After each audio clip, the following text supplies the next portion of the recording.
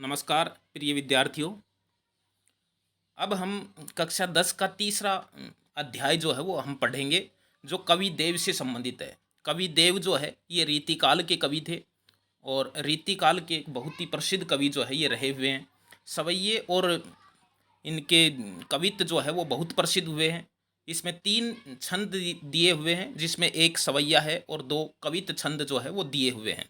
रीतिकाल के कवि थे। इनकी कुल रचनाएं 52 से 72 तक मानी जाती हैं, लेकिन 25 इनके ग्रंथ जो है वो उपलब्ध हैं।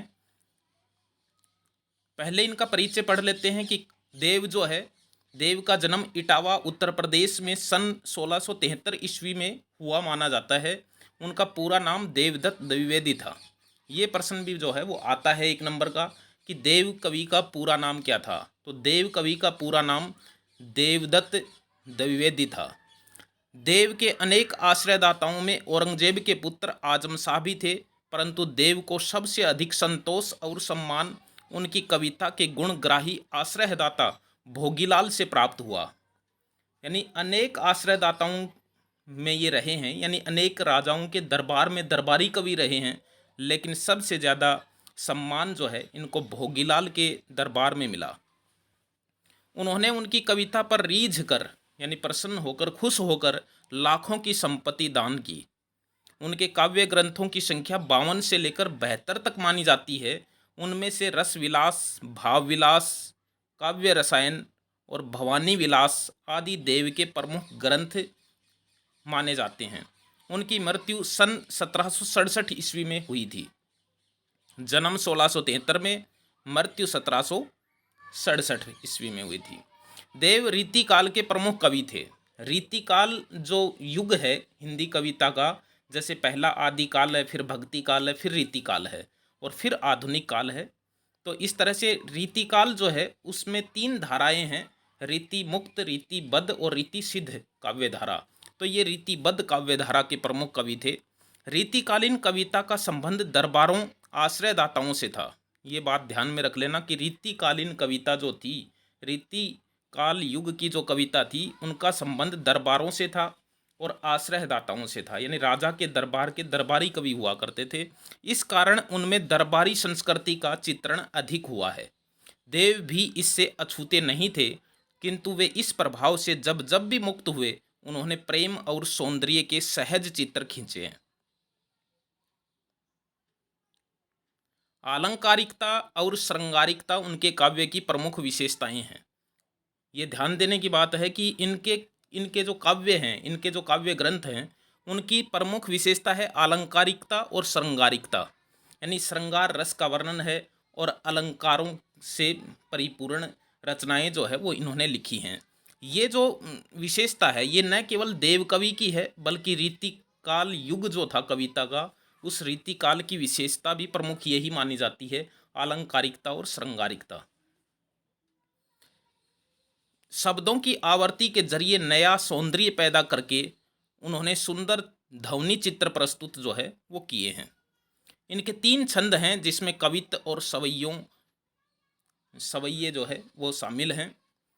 यहाँ संकलित कवित्व सवैयों में एक और जहाँ रूप सौंदर्य का अलंकारिक चित्रण देखने को मिलता है, यानी पहला जो छंद है उसमें श्री कृष्ण जो है उसके बाल वर्णन का, सौंदर्य, रूप सौंदर्य का चित्रण किया गया है। जब वो बालक था श्री कृष्ण, तो उस वक्त उनका जो रूप सौंदर्य था उसका चित्रण पहले छंद में किया हुआ है, जो अलंकारिक रूप से चित्रित किया गया है, यानी अलंकारों से परिपूर्ण है।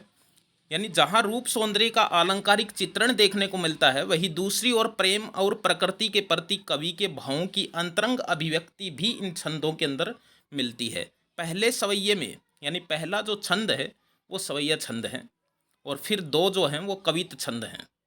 पहले सवैये में कृष्ण के राजसी रूप सौंदर्य का वर्णन है, जिसमें उस युग का सामंती वैभव झलकता है। यानी राजसी राजसी यानी राजा के रूप में उनका सौंदर्य चित्रण जो है वो पहले सवैये में किया गया है, जिसमें उस युग के सामंती वैभव जो है वो झलकता है। और दूसरे कवित्व में बसंत को बालक के रूप में दिखाकर प्रकृति के साथ एक रागात्मक संबंध की अभिव्यक्ति हुई है।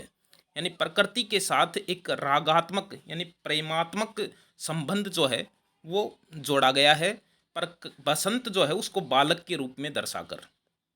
तीसरे कवित्व में पूर्णिमा की रात में चांद तारों से भरे आकाश की आभा का वर्णन है, यानी पूर्णिमा की रात है जिसको हम पूनम की रात भी कहते हैं, और उस रात में जो है चांद तारों से भरा हुआ आकाश जो है वो कितना सुंदर दिखता है, इस चीज़ का वर्णन उसमें किया गया है। चांदनी रात की कांति, कांति का अर्थ होता है चमक। चांदनी रात की कांति को दर्शाने के लिए देव दूध से में फेन, फेन का मतलब होता है झाग, यानी दूध में झाग जैसे पारदर्शी बिंब काम में लेते हैं, जो उनकी काव्य कुशलता का परिचायक है। हम इनकी व्याख्या करेंगे। पहला सवैया है, ये इसमें श्री कृष्ण का चित्र भी दिया हुआ है। पायनी, पायनी यानी पैरों में, देखिए बहुत ध्यान से समझ लेना, ये श्री कृष्ण के रूप सौंदर्य का वर्णन है और राजसी रूप सौंदर्य का वर्णन है। राजा जब वो बना हुआ है, बाल वर्णन नहीं है, राजसी वर्णन है। इसमें देखो ये जो चित्र दिखाया हुआ है इसमें इसी का वर्णन है कि ये माला और हृदय के ऊपर किस तरह से है, मुकुट सर के ऊपर कैसा लग रहा है, ये सब चीज़ जो है यहाँ पर दिखाई गई है, वर्णन किया गया है। और वर्णन यह है कि पायनी, पायनी यानी पैरों में, नुपुर यानी पायल, मंजू यानी सुंदर, बजय यानी बजती है, यानी पैरों में पायल जो है वो बहुत ही सुंदर बजती है। और कटी यानी कमर में, किनकिनी यानी कमर का आभूषण, किनकिनी कमर के ऊपर पहनने का आभूषण होता है जिसको करधनी भी बोलते हैं।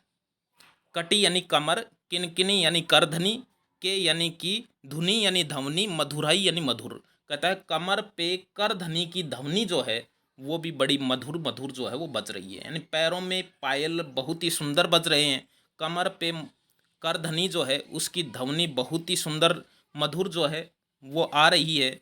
और सांवरे अंग, ये अंग शब्द है, सांवरे यानी सांवले, कहता है सांवले अंग पे लसय यानी शोभित होना, पट यानी वस्त्र, पीत यानी पीले।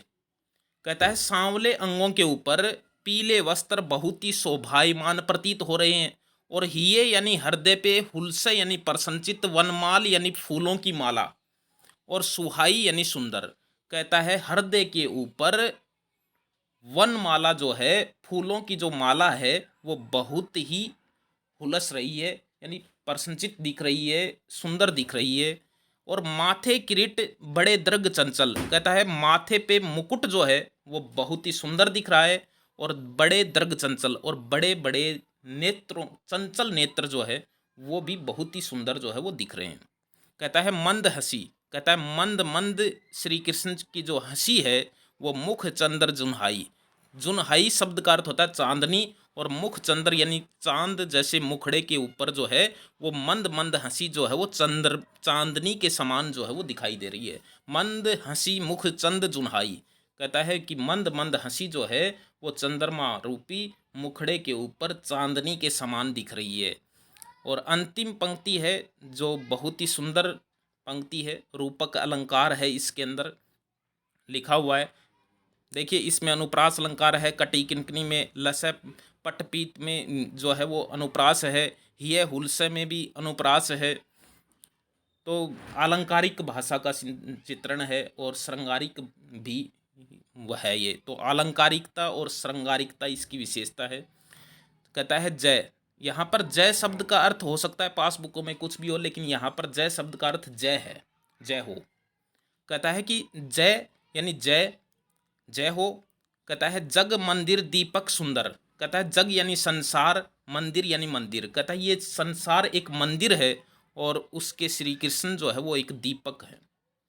कहता है कि जिस तरह से, कहता है संसार रूपी मंदिर में दीपक जो है वो बहुत ही सुंदर होता है, कहता है संसार रूपी मंदिर के वो एक बहुत ही सुंदर दीपक हैं।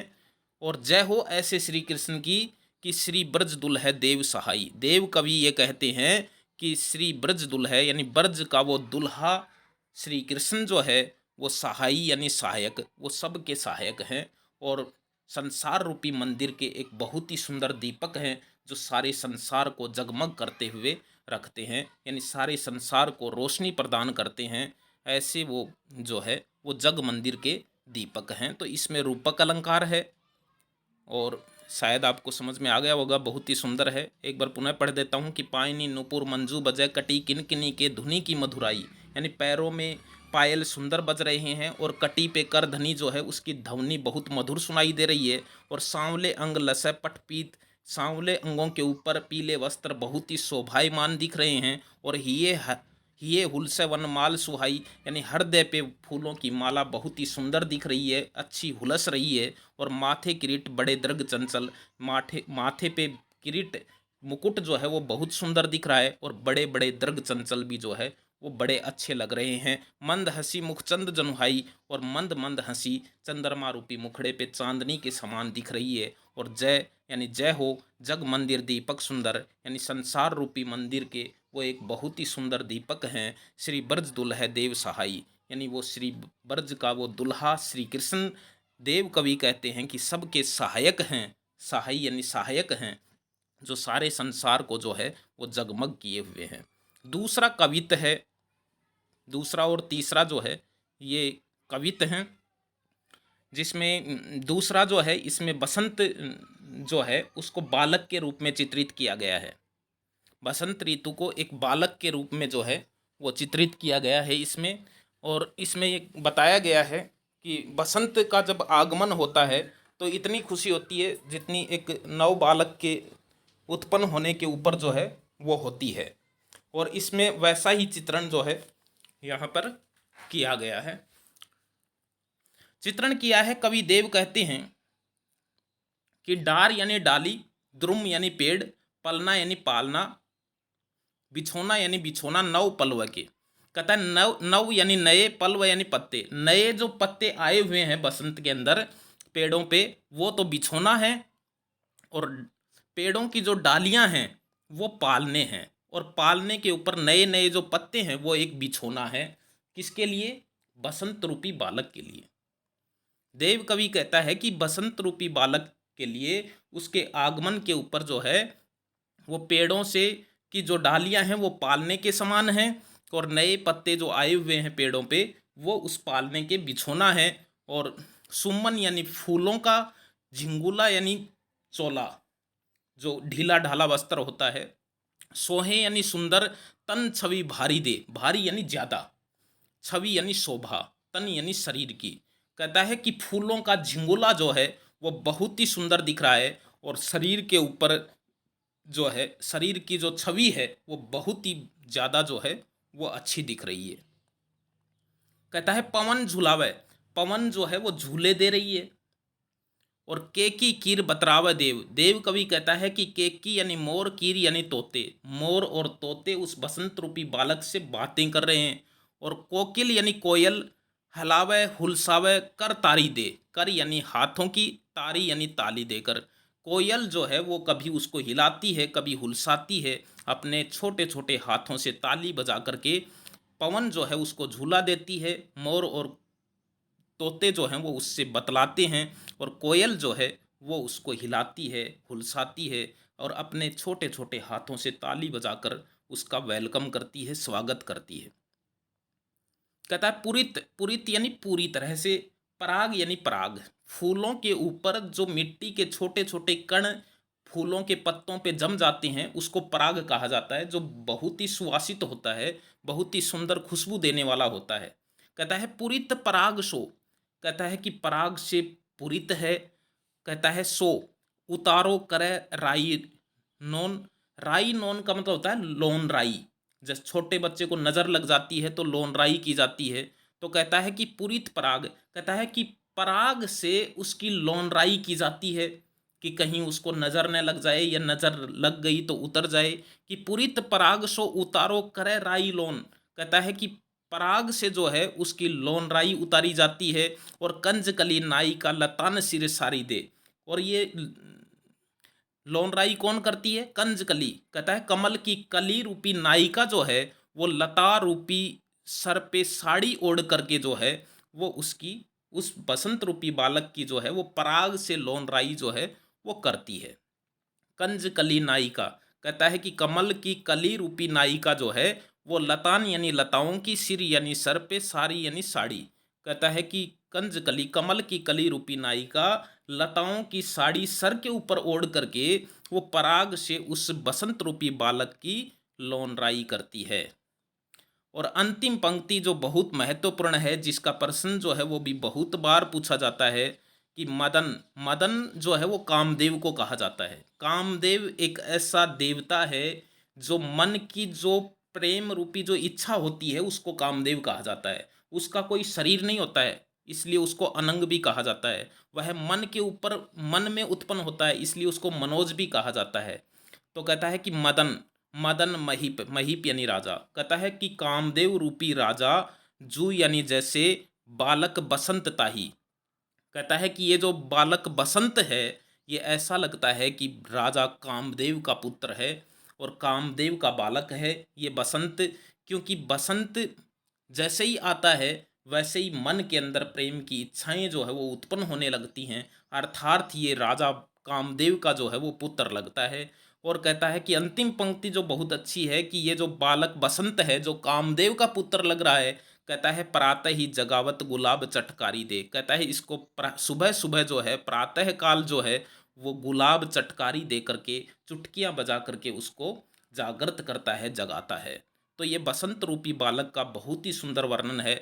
शायद समझ में आ गया होगा, एक बार पुनः पढ़ देता हूँ कि डार, डार यानी डाली, द्रुम यानी पेड़, पेड़ों की डाली पालने बनी हुई हैं और बिछोना नवपलव के, नए पत्ते बिछोना बने हुए हैं। सुमन झिंगोला, फूलों का झिंगोला बना हुआ है। सोहे यानी बहुत सुंदर दिख रहा है। तन छवि भारी दे, और शरीर पर बहुत ही सुंदर छवि, बहुत ही ज़्यादा छवि उसकी दिखाई दे रही है। और कहता है उस बसंत रूपी बालक को देव कवि कहता है कि पवन झुलावे, पवन झूले देती है। केकी कीर बतरावा देव, देव कवि कहता है कि केकी यानी मोर, कीर यानी तोते, मोर और तोते उससे बातें करते हैं। और कोकिल हलावा हुलसावा कर तारी दे, कोयल उसको हिलाती है, हुलसाती है और छोटे छोटे हाथों से ताली बजाकर उसका वेलकम करती है। और पूरित पराग सो उतारो करे राई नोन। कहता है कि पराग से जो है वो उसकी लौंडराई की जाती है। और कंज कली नाई का लतान सिर सारी दे, यानी कमल की जो कली रूपी नायिका है वो लताओं को रूपी सर के ऊपर साड़ी ओढ़ करके उसको पराग से लौंडराई करती है। और मदन महीप जू को बालक बसंत ताही, और ये बालक बसंत जो है ये राजा महीप का, यानी कामदेव रूपी महीप, महीप यानी राजा, कामदेव रूपी राजा का बालक जो है वो लग रहा है, जिसको प्रातः जगावत गुलाब चटकारी दे, जिसको सुबह सुबह जो है वो गुलाब चुटकी बजा करके जो है वो जगाता है। तीसरा जो कविता है ये चांदनी रात का वर्णन इसमें किया गया है कि चांदनी रात का वर्णन इतना कि कितना सुंदर है। और पूरी चांदनी चारों तरफ जब बिखर जाती है तो कैसा वातावरण जो है वो होता है, सारी फिजा जो है वो सुवासित हो जाती है, खुशबूमय हो जाती है। और हर तरफ जो है वो जन्नत का नज़ारा जो है वो दिखने लग जाता है। यानी चारों तरफ जो है वो स्वर्ग ही स्वर्ग जो है वो दिखाई देने लगता है। फटिक, फटिक यानी फटना, स्फटिक, एक तरह से एकदम से जो है किसी चीज़ का उजाला हो जाना, फट जाना एक तरह से। शिलानी यानी चट्टान, शिला, चट्टान। कहता है कि जैसे चट्टानें जो है वो फट गई हैं, सो यानी वह, सुधारियो यानी सुधार कर, सुधा मंदिर, सुधा यानी अमृत, मंदिर यानी मंदिर। कहता है ऐसा लगता है जैसे सुधा के मंदिर में सुधा रूपी, अमृत रूपी चट्टानें जो है वो फट गई हैं और चारों तरफ अमृत ही अमृत जो है वो बह गया है। कहता है उदित, उदधि, उदधि यानी समुद्र, और दधी यानी दही। कहता है ऐसा लग रहा है जैसे दही का समुद्र जो है वो उमड़ने लग गया। कहता है उदधि दधी कोसो, अधिकाई उमगे अमंद, अमंद का मतलब होता है तेज, मंद यानी धीरे, अमंद यानी तेज, उमगे यानी उमड़ना, अधिकाई यानी अधिक। कहता है ऐसा लग रहा है कि सुधा मंदिर में यानी अमृत की धारा जो है वो ऐसे फट गई है, चांदनी रात में चांदनी ऐसे बिखर रही है जैसे सुधा के मंदिर में सुधा जो है उसकी चट्टानें फट गई हैं। और एक तरह से दही का समुद्र जो है वो अधिक मात्रा में जो है वो तेज गति से उमड़ने लग गया है।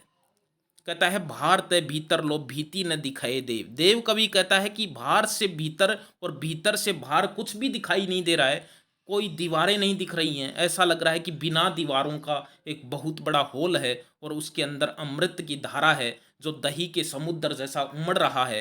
और कहता है ऐसा प्रतीत हो रहा है कि दूध को सो फेन फैल्यो आंगन फरस बंद। कहता है पूरे आंगन के ऊपर, पूरे फरस बंद आंगन के ऊपर जो है वो दूध के झाग जो है वो फैल गए हैं।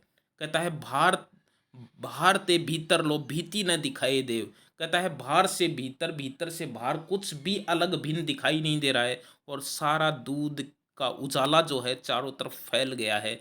दूध के झाग जो है वो चारों तरफ दिख रहे हैं। किसकी वजह से? चांदनी रात की वजह से। चांद की चांदनी इतनी उज्जवल फैली हुई है।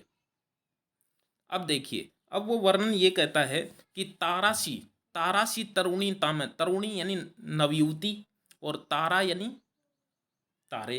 कहता है कि तारों जैसी तरुणी जो है ताम में धाड़ी झिलिमिली होती। कहता है ऐसा लग रहा है कि तारों की सी तरुणी नायिका जो है वो उससे जो है वो झिलमिल होती है, यानी चांदनी इस तरह से झिलमिल हो रही है उसकी काया से, तारों की नायिका, तारों जैसी नायिका से जो है।